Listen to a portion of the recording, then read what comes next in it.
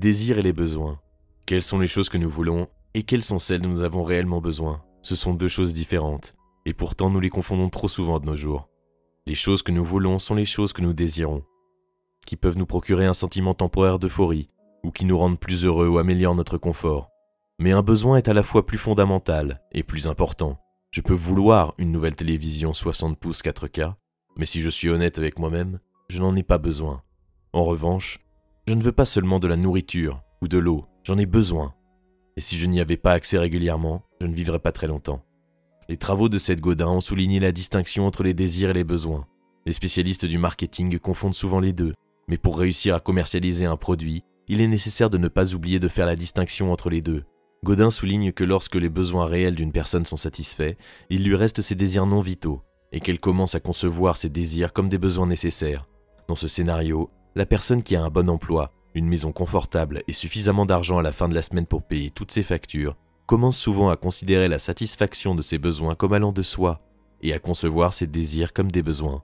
Ils ne veulent plus de vacances au soleil l'été prochain, ils en ont besoin.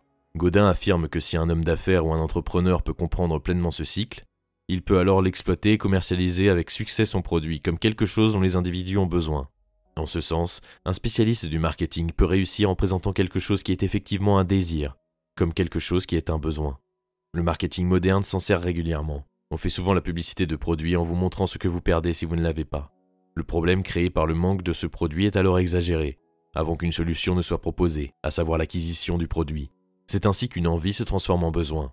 Les techniques de ce type sont particulièrement répandues dans l'industrie de la beauté et le secteur des marques de luxe.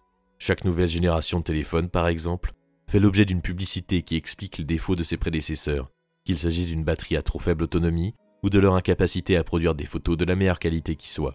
Godin souligne également que, de manière contre-intuitive, les gens sont prêts à payer plus pour satisfaire leurs désirs que leurs besoins. Dans le monde moderne, nous sommes tellement habitués à ce que nos besoins soient satisfaits que nous les sous-estimons, alors que les désirs sont des choses pour lesquelles nous sommes prêts à dépenser pour nous les procurer. En fin de compte, ce sont nos désirs qui nous définissent, ainsi que notre personnalité et notre mode de vie. Par conséquent, l'objectif premier du spécialiste du marketing devrait être de cibler votre marketing sur la satisfaction des désirs de quelqu'un plutôt que sur ses besoins. Il ou elle a beaucoup plus de chances d'avoir un produit réussi s'il fait appel aux désirs des gens plutôt qu'à leurs besoins.